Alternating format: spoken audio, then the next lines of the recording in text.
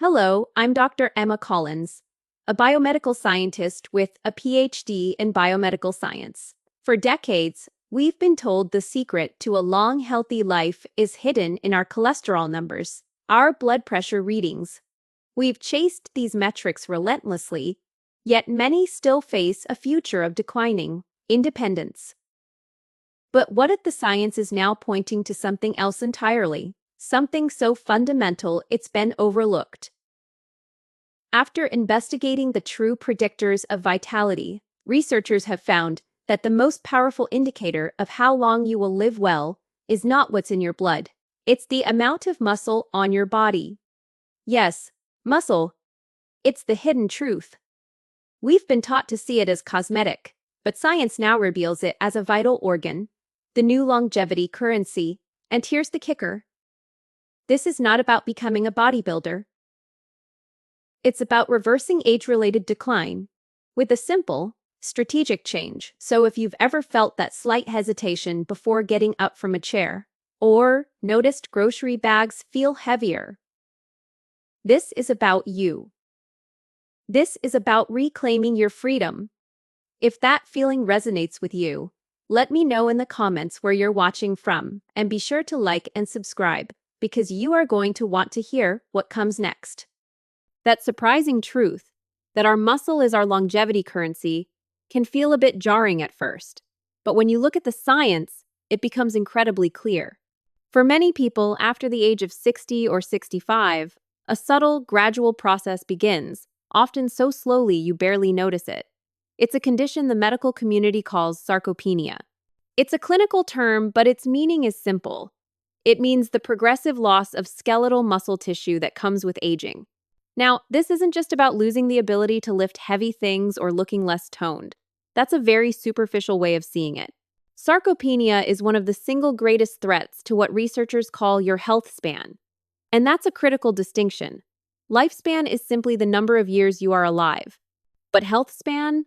That's the number of years you live in good health, free from chronic disease, full of vitality, and most importantly, with your independence intact. Sarcopenia directly attacks that independence. And here is the crucial part to understand. The reason muscles are so important is that they're not just passive tissue that helps us move around. It's an active, dynamic organ. In fact, scientists now consider muscle to be an endocrine organ, which means it functions much like your thyroid or your pancreas, releasing powerful substances that communicate with your entire body. Your muscles are constantly sending signals to your brain, to your immune system, and directly managing your metabolism. Think about this for a moment. Your skeletal muscle is the single largest place in your entire body for disposing of glucose from your bloodstream. It's like a massive sponge for blood sugar. When you eat a meal, especially one with carbohydrates, your muscles are what soak up the majority of that sugar, keeping your blood sugar levels stable and healthy. So what happens when that sponge starts to shrink? When you lose muscle, you lose your primary tool for glucose control. The sugar has nowhere to go, which leads to higher blood sugar, increased insulin resistance, and eventually it can pave a direct path to type 2 diabetes. But it doesn't stop there. Your muscle is also a vital reservoir for amino acids. These are the fundamental building blocks your body needs for almost everything: repairing tissues after an injury, creating the enzymes that run your biochemistry, and regulating your hormones. When your muscle reservoir is full, your body has the resources it needs to handle stress, illness, or surgery. But when you have sarcopenia, that reservoir is running low. A simple illness or a minor fall can suddenly become a major event because your body lacks the building blocks to mount an effective recovery. You're not just losing physical capacity, you are losing a metabolic shield. A shield that protects you against frailty, against osteoporosis, because strong muscles build strong bones, and even against neurodegenerative decline. As we now know, muscle health is intimately linked with brain health. It's a systemic decline, a weakening of your entire foundation. But, and this is the most important word in this entire conversation, but this muscle loss is not inevitable. The narrative that says after 60 you are simply destined to grow weaker, slower, and more fragile is not just pessimistic. It's scientifically inaccurate. And that brings us to the promise of today's discussion. The emerging science is incredibly empowering, and it suggests that with the right inputs, with specific foods, key nutrients, and strategic timing, you can actually slow, stop, and in many cases, even reverse age-related muscle loss. While resistance training and staying active are absolutely foundational, and we will talk about them, there is also a nutritional key that can literally turn the tide on muscle decline. It's a food.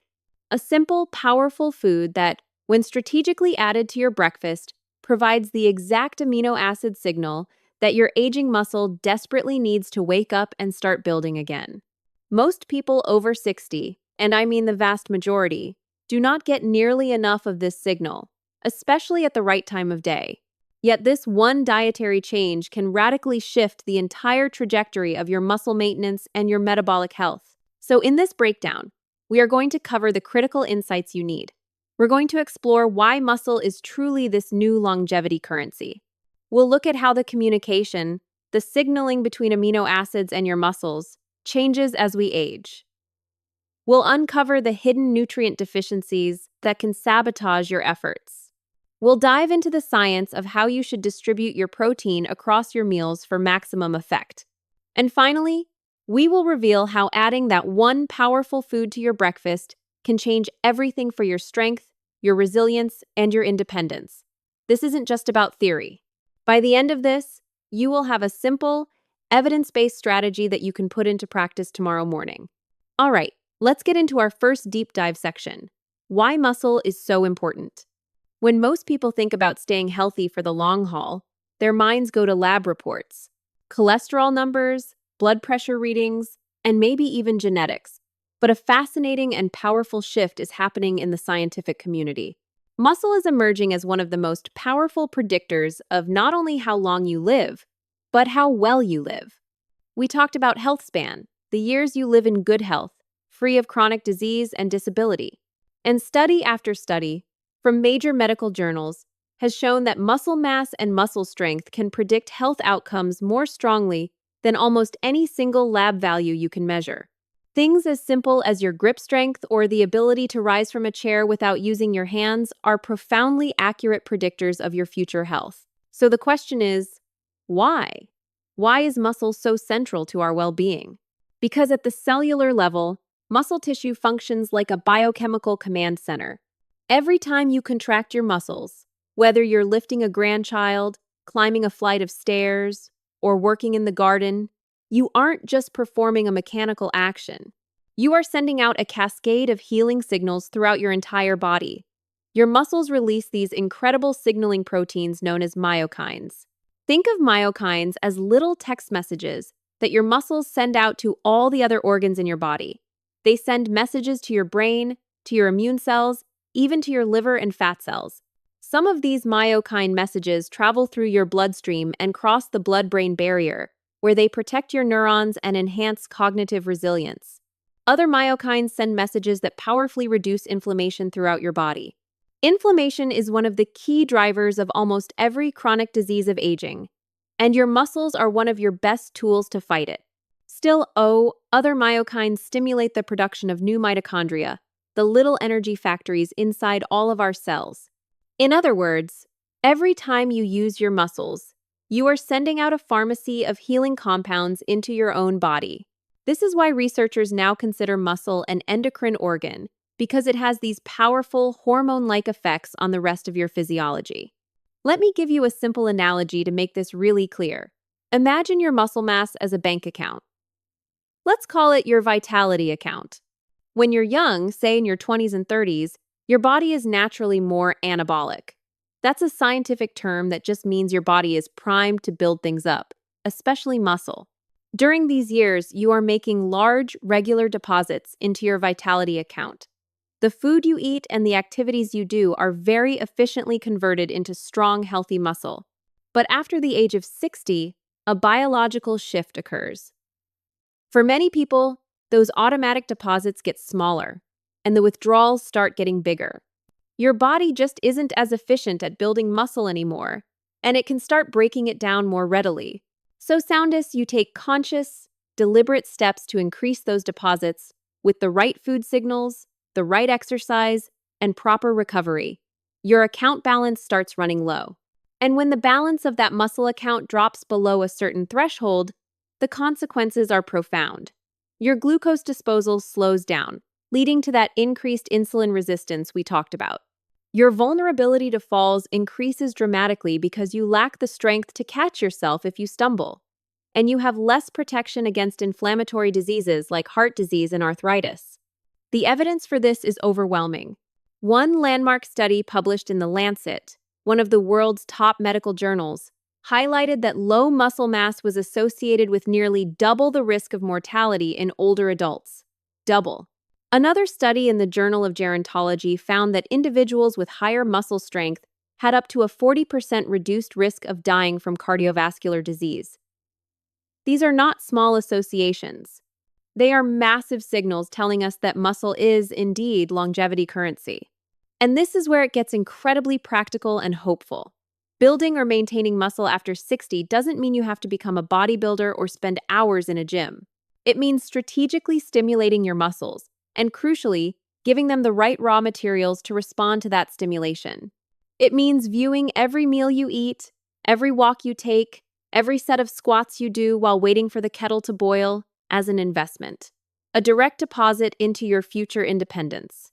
Because independence is really the core of this entire conversation. Muscle is what allows you to rise out of a comfortable chair with ease. It's what allows you to climb the stairs in your own home without a second thought. It's what allows you to carry your own groceries from the car, to catch yourself if you trip on an uneven sidewalk. When you lose muscle, you lose freedom. It's as simple as that. But when you protect your muscle, you protect not just your body. You protect your identity, your autonomy, and your ability to engage with the world fully, on your own terms. All right, now we're going to move into the next critical section, which explains the biggest biological hurdle we face as we age. It's called the greatest challenge, anabolic resistance. Here is one of the most frustrating realities of the aging process. You can eat the same protein-rich meal at age 65 that you ate at age 25, a beautiful piece of salmon, a grilled chicken breast, and your muscles simply will not respond as strongly.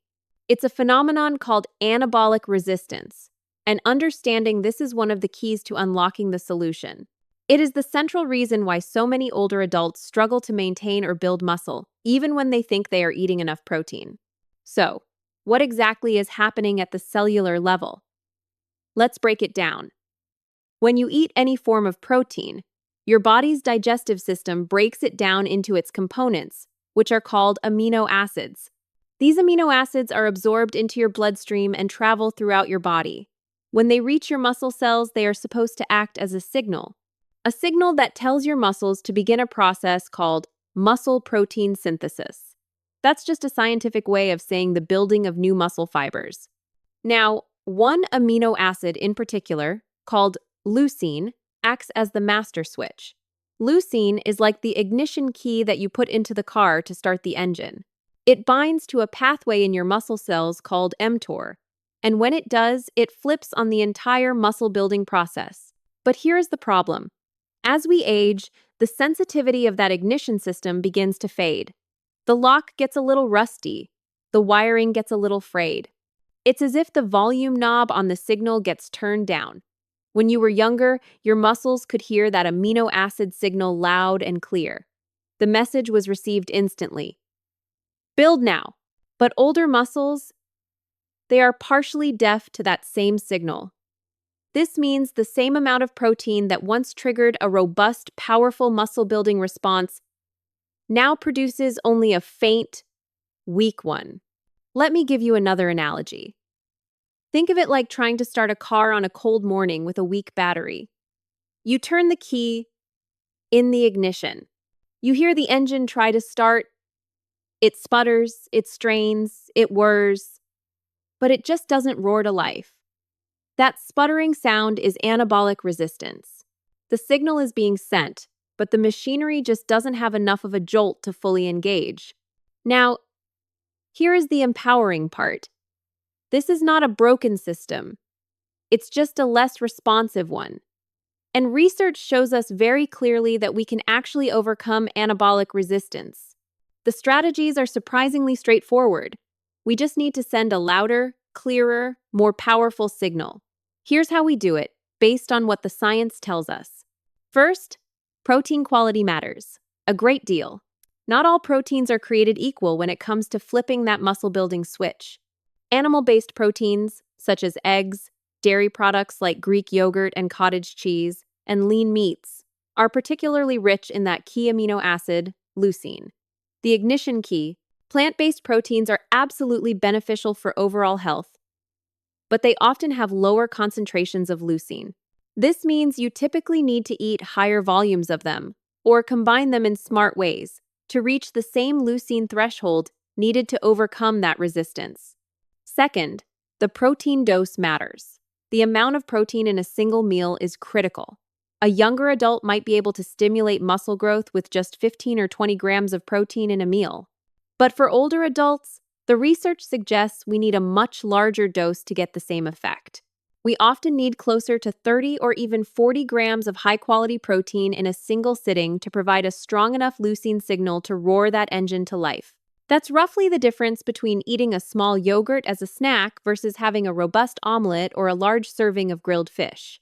Third, timing matters. How you spread your protein across the day is crucial.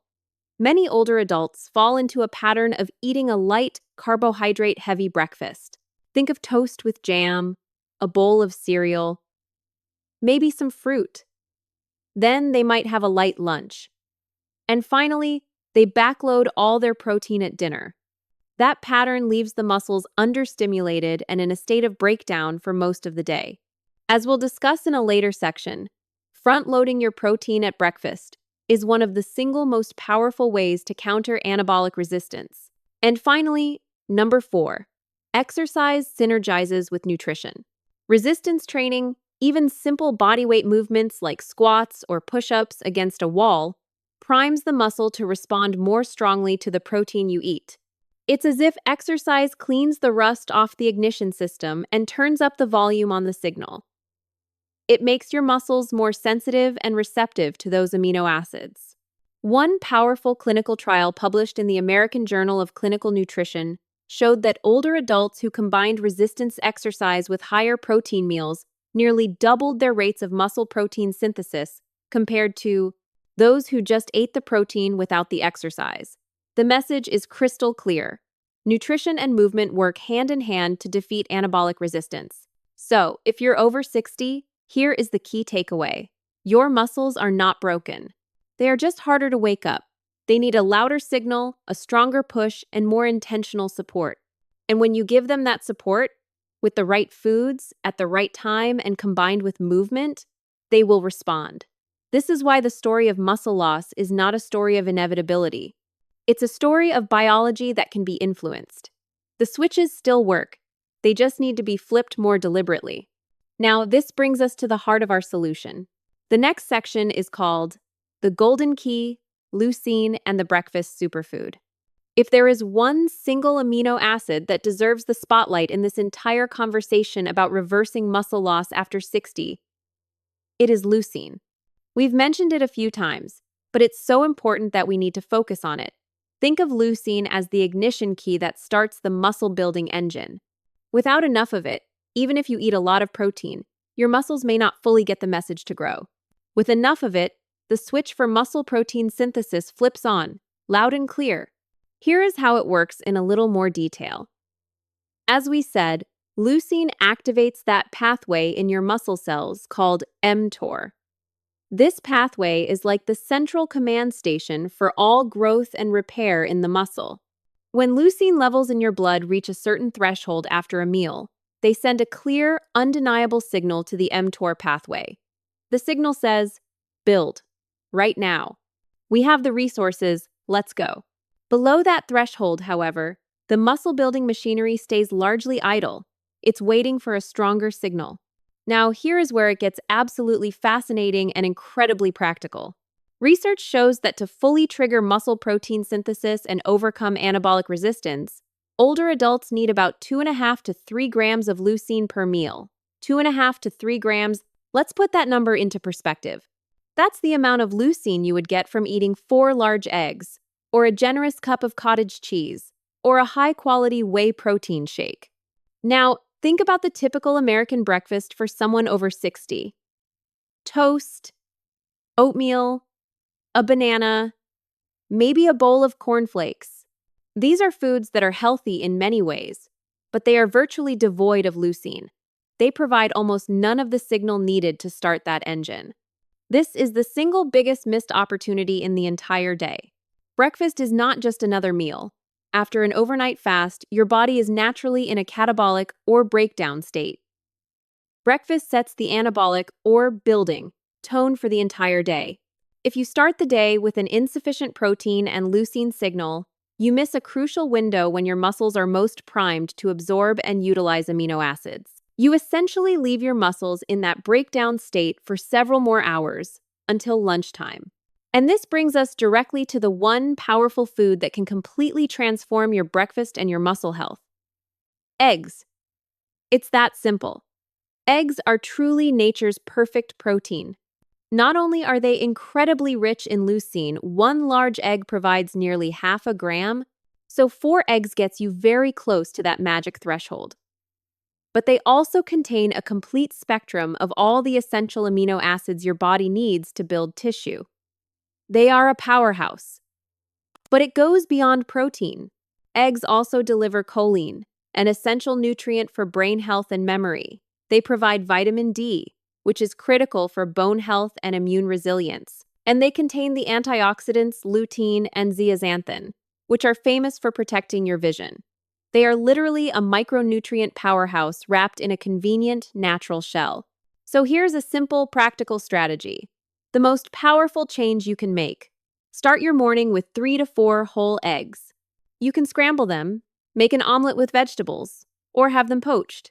Pairing them with some greens or a slice of whole grain toast creates a perfectly balanced muscle-building meal. That combination alone delivers the leucine threshold needed to flip on that mTOR switch and powerfully stimulate muscle protein synthesis, telling your body to stop breaking down and start building up. Now, if you prefer not to eat eggs every single day, that's perfectly fine. High-quality whey protein powder blended into a smoothie, a cup and a half of plain Greek yogurt, or a cup of cottage cheese are all equally powerful, leucine-rich options. This isn't just a theory. A randomized controlled trial published in the journal Nutrients took a group of older adults and split them into 2 groups. One group ate a higher leucine, protein-rich breakfast. The other group ate a traditional low-protein, carb-heavy breakfast with the same number of calories. After just 12 weeks, the group eating the high leucine breakfast experienced significantly greater preservation of their lean muscle mass. The difference was not just theoretical, it was measurable. Physical muscle tissue.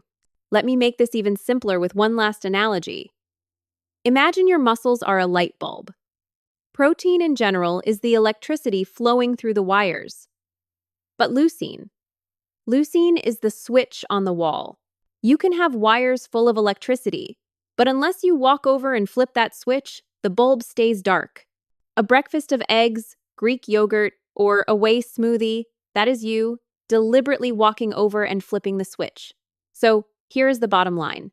If you are over 60 and you are serious about reversing muscle loss, you must stop skipping protein at breakfast. Start your day with a leucine-rich meal, and you will be telling your muscles loud and clear, wake up, grow, and stay strong. All right, building on that foundation, let's move to our next strategy. It's about looking at the entire day. This section is called the advanced strategy, protein distribution throughout the day. When we talk about nutrition for muscle health, most people immediately focus on one number, their total daily protein intake. And yes, that total number absolutely matters. But here is what the research is making increasingly clear.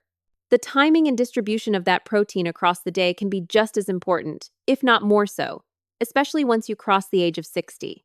Most older adults in America eat in a pattern that I call the protein-skewed pattern. Here's what it looks like. Breakfast, as we've discussed, is often something light and carb-focused. A slice of toast with butter, maybe a small bowl of oatmeal, or some fruit. That might contain 5, maybe 10 grams of protein if you're lucky. Lunch might be a little better, perhaps a light sandwich or a salad with a little bit of chicken. That might get you to 15 or 20 grams of protein. Then, at dinner, protein finally takes center stage. A large piece of chicken, a steak, or a fillet of fish. That dinner meal might contain 50 or 60 grams of protein. So at the end of the day, the total protein intake might look adequate on paper. But what does this pattern actually create? It creates a lopsided protein intake, where dinner is doing all of the heavy lifting, and your breakfast and lunch meals are barely stimulating the muscle at all. Here is the problem with that. Muscle protein synthesis, the actual building process, is not about your daily average. It is a meal-by-meal event. It's about whether each meal provides enough of that leucine-rich stimulus to actually flip the switch. And as we've discussed, for older adults, that threshold to overcome anabolic resistance is about 2.5 to 3 grams of leucine, which corresponds to around 30 to 40 grams of high-quality protein per meal. So let's look at that skewed pattern again. If your breakfast delivers only 10 grams of protein and your lunch delivers 15, you haven't flipped the switch. Your muscles are not being signaled to build. They may still be in a state of breakdown. Only at dinner, with that big 60-gram serving, do you finally send a signal strong enough to initiate growth. That means for 2/3 of your day, your muscle-building machinery is sitting idle. It's missing out on critical opportunities to maintain and repair itself. Think of it like watering a garden. If you let the soil sit bone dry all day long under the hot sun, and then you come out at night and dump a giant bucket of water on it, the plants are not going to thrive. Much of that water will just run off. The plants have been stressed all day. To grow optimally, they need smaller, consistent waterings throughout the day. Your muscles are the same way. They thrive on consistent stimulation, not a single flood of amino acids at the end of the day. The science on this is very compelling. A study in the Journal of Nutrition directly compared two groups of older adults. Both groups ate the same total amount of protein per day. The only difference was how they distributed it. One group ate it in the skewed pattern, with most of it at dinner. The other group distributed their protein intake evenly across breakfast, lunch, and dinner. The result? The group with the evenly distributed protein had significantly higher rates of 24-hour muscle protein synthesis. Same total protein, completely different results. So here's what that looks like in practice. For breakfast, you might have those 3 or 4 eggs with spinach and a slice of whole grain toast. That gets you to about 30 grams. For lunch, maybe a large salad with a full 5 or 6 ounce grilled salmon fillet on top, with some quinoa and avocado. That will also get you into that 30 to 40 gram range. And for dinner, a serving of lean chicken or turkey with a side of roasted vegetables.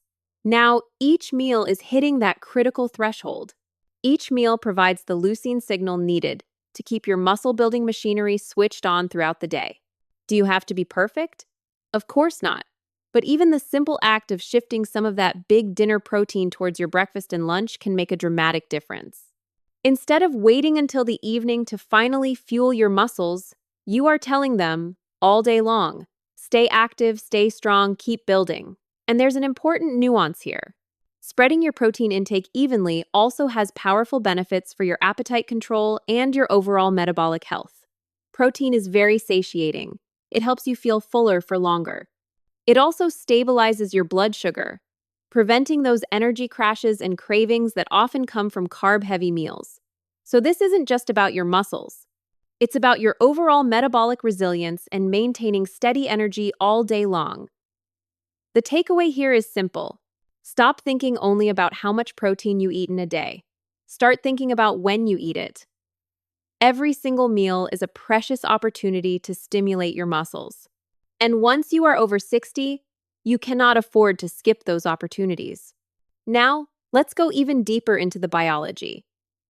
We're going to look at the power plants and the internal environment of your muscles. This final section is called Deeper Biology, Mitochondria, and Inflammation. If muscle is the currency of longevity, then your mitochondria are the mint that prints the money.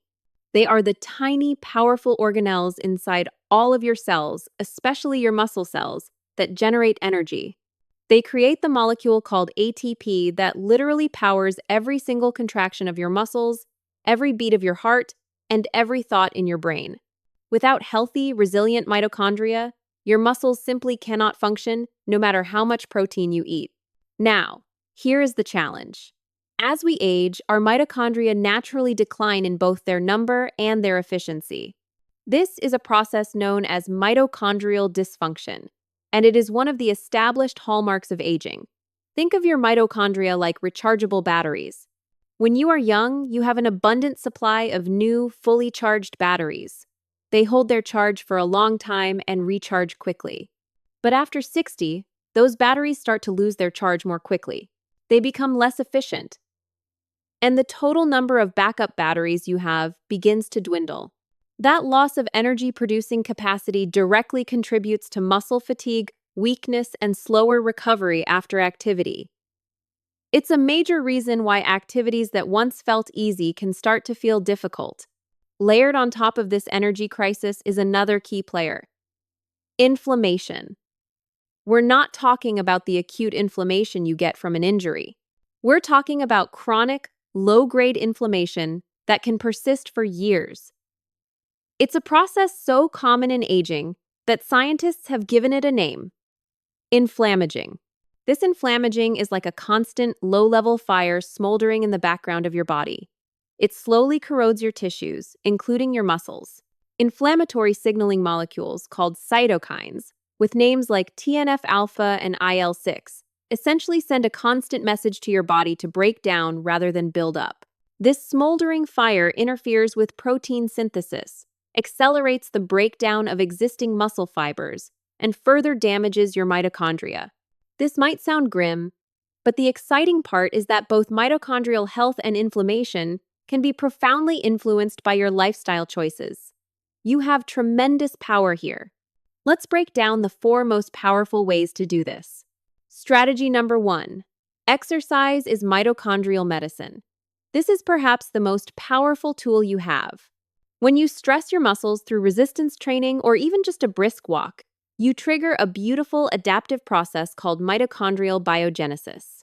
That's a fancy term for the creation of new mitochondria. It's as if your body senses the increased demand for energy and responds by building more engines, more power plants to keep up. What's even more fascinating is that short bursts of intense activity, like purposefully climbing a flight of stairs instead of taking the elevator, or performing a set of squats while you wait for your coffee to brew, activate the same powerful adaptive pathways as some high-tech longevity drugs. Strategy number 2. Hormesis strengthens your cellular defenses. Hormesis is a wonderful biological principle that states that small, intermittent doses of stress can create long-term resilience. Things like sauna use, short periods of cold exposure, like a cool shower, and intermittent fasting all activate protective genes and powerful antioxidant systems inside your body. These systems reduce inflammation and keep your mitochondria robust and efficient. For example, regular sauna use has been linked in large studies to lower risks of cardiovascular disease and improved muscle recovery. Cold exposure can activate something called brown fat, which boosts mitochondrial efficiency.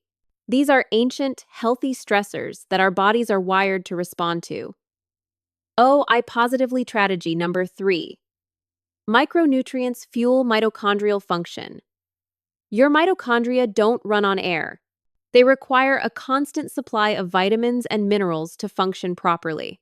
Things like magnesium, coenzyme Q10, B vitamins, and omega-3 fatty acids are essential cofactors for the enzymes that run your energy production machinery. Without these cofactors, mitochondria sputter and fail. This is why a diet based on whole food diversity is not optional. It's foundational. Leafy greens, fatty fish, nuts, and seeds are not just sources of calories. They are the fuel that runs the engines. And that leads to strategy number 4. Anti-inflammatory foods dampen the fire. You can directly combat that smoldering fire of inflammaging through your diet. Omega-3 fatty acids, found in fatty fish like salmon, sardines, and mackerel, are particularly powerful at lowering those inflammatory cytokines we talked about. And the polyphenols, which are the colorful compounds found in berries, green tea, and dark leafy greens, activate protective pathways in your cells. They literally help your body produce its own internal antioxidants. These compounds turn down the volume of inflammaging at the genetic level. The science here is solid. One study in the journal Aging Cell found that older adults who engaged in regular aerobic exercise had mitochondrial activity in their muscles that was comparable to much younger individuals. Another trial showed that a higher intake of omega-3 seconds enhanced muscle protein synthesis in older women, specifically by reducing inflammation and improving their anabolic sensitivity. So the message is clear. Mitochondria and inflammation are not side conversations. They are at the very core of why your muscles will either thrive or decline after the age of 60. Your muscles are not just passive tissue waiting for protein. They are dynamic, energetic systems powered by mitochondria and protected by anti-inflammatory signals. Strengthening those systems through exercise, hormesis, and nutrient-rich foods is how you keep the engine of your vitality running smoothly well into your later decades. So let's take a step back and recap what we have uncovered together. We began with the recognition that muscle is not just about strength or appearance. It is a true organ of longevity. It communicates with your brain, your metabolism, and your immune system, sending out protective signals that keep you resilient. And after 60, preserving that muscle becomes one of the most powerful investments you can make in your health span. We then explored the challenge of anabolic resistance, why older muscles don't respond as efficiently to protein. But we also saw the solution. With higher quality protein, larger doses per meal, and consistent resistance training, you can absolutely overcome that resistance. We highlighted leucine, the amino acid switch that flips muscle protein synthesis on. And we revealed the one simple but profound change you can make starting tomorrow morning. Build your breakfast around leucine-rich foods like eggs, Greek yogurt, or whey protein. That single morning choice sets the anabolic tone for the entire day. We unpacked protein distribution, showing why you cannot afford to wait until dinner to finally hit your protein target. Every meal is an opportunity to stimulate muscle, and spreading your intake across breakfast, lunch, and dinner ensures your muscles stay active around the clock. And we looked at the deeper biology, the mitochondria, and inflammation. These are the engines in the fire that either sustain or erode your muscle tissue. And we saw how exercise, hormesis, and anti-inflammatory foods keep those systems running strong. Finally, we connected all of this science back to the ultimate goal, independence. Because maintaining muscle is not about vanity. It is about whether you can rise from a chair on your own, carry your own groceries, and live life with confidence and autonomy, well into your later decades. You've made it through to the end. And what you've just discovered is more than just a list of foods or exercises. You've just learned how to regain control from the root, at the biological level. That is the power of understanding how to fuel your body correctly. Now, I am not asking you to change everything all at once. That's not how lasting change happens. I'm asking you to do just one thing. Choose one of the strategies we talked about and try it just once, tomorrow morning. Maybe it's simply swapping your usual cereal for 3 eggs, or adding a short 10-minute walk after lunch. Just one thing. That is how all great and lasting change begins. And so we can build a strong community together, right here. If you feel inspired to take that first step, please comment with the words, "Ready for action" below. It lets us all know we are in this together. I read every single comment. Please, always remember this. You are so much stronger than you think you are. Your journey to reclaiming your vitality is just beginning. Aging is inevitable, but decline is not. Your muscles are not just tissue. They are your freedom, your independence, your resilience. Protect them, and they will protect you. Today, tomorrow, and for all the decades ahead.